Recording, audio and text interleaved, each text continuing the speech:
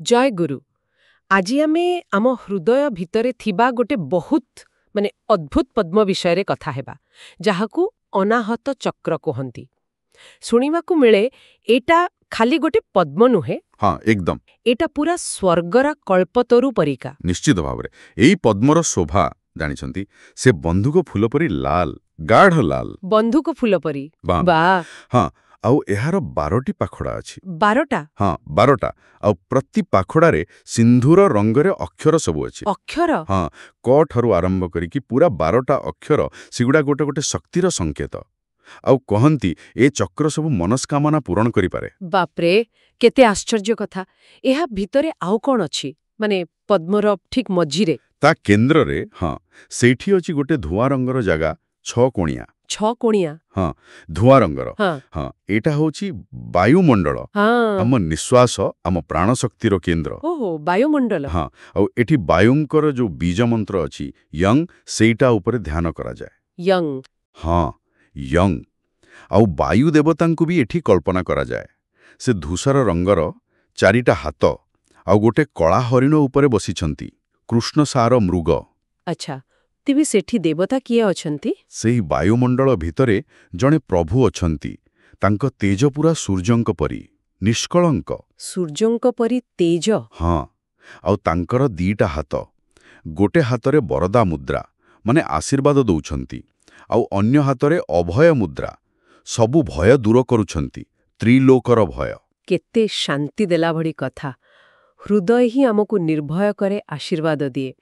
ताले एठी शक्तिंक स्वरूप केमिति को देवी अछंती एठी बास करंती देवी काकिनी काकिनी हाँ काकिनी तांकर रंग नुआ बिजुली परी हळदिया पीत वर्ण बिजुली परी हळदिया हाँ 3टा आखि तांकर त्रिनेत्रा से बहुत शुभकारिणी समस्तंकर मंगल करंती तांकर 4टा हाथ सेथिरे पास कपाळ एसबु धरिछंती आउ मध्य बरदा आउ अभय मुद्रा देखाउछंती। अच्छा कहंती से अमृतपान करिछंती तेणु तांको हृदय बहुत कोमल सबुबेले समस्तंकर हित चिंता करंती। एसबु सुनिके ही मनकु भारी भल लागुची। याठु आहुरी गभीररे आहुरी भीतरकु गले कौन मिलिबो? हाँ निश्चय एई जो पद्मर कर्णिका अछि माने एकदम केंद्र भाग सेठी गोटे त्रिकोण अछि त्रिकोण हाँ एक त्रिकोण आउ सही त्रिकोण भितरे साक्षात शक्ति विराजमान शक्ति हाँ आउ तांको देहरु जेंती कोटी कोटी बिजुलीर चमक बाहरुची एते तेज आउ सही त्रिकोण भितरे गोटे सोना रंगर शिवलिंग अछंती तांको ना हेउची बाण बाणलिंग हाँ स्वर्णाभ बाणलिंग ये होउछंती मां लक्ष्मींकर दीप्तिमय आवास माने आध्यात्मिक समृद्धिर प्रतीक। ओहो ताहले एते महत्वपूर्ण ए हृदय पद्म एहा उपरे ध्यान कले कौन लाभ मिले कौन फल हुए? यार लाभ तो बहुत जे होपरे नियमित ध्यान करे से बागपति हुई जाए। बागपति माने बृहस्पतिंग परी हाँ तांको परी बाग्मी कथारे माधुर्य आसे स्पष्टता आसे ईश्वरंक परी सृष्टि पालन आउ संहार करिवार क्षमता भी आसे सतरे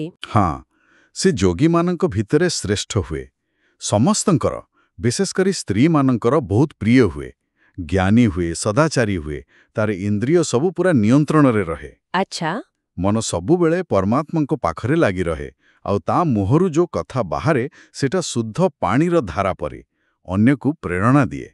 वाह एमिति के इच्छा कले से अन्य शरीर रे प्रवेश करिवार शक्ति भी पाई पारे बोली कहा जाए। आश्चर्यजनक आउ एई पद्म भितरे जो आम आत्मा अछि जीवात्मा जाहाको हंस भी कहंती हाँ से गोटे पवन नथिबा जगारे जेमती दीपशिखा स्थिर होई जळुथाए ठीक सेमिति शोभा पाए। केते सुंदर कल्पना। एई अनाहत चक्रर अनुभूति तो वास्तवर अलौकिक लागुची। माने हृदय खाली शरीरर गोटे अंग नुहे एटा प्रकृतरे असीम शक्ति और आध्यात्मिक जागरणर केंद्र। एकदम ठीक कहिले ध्यान द्वारा ही ए केंद्र को जागृत करी हुए आउ निज भितरे जो दिव्य शक्ति जो करुणा अछि ताकू अनुभव करिबा ही यार प्रकृत रहस्य। हाँ सेटा ही मूल कथा। जय गुरु।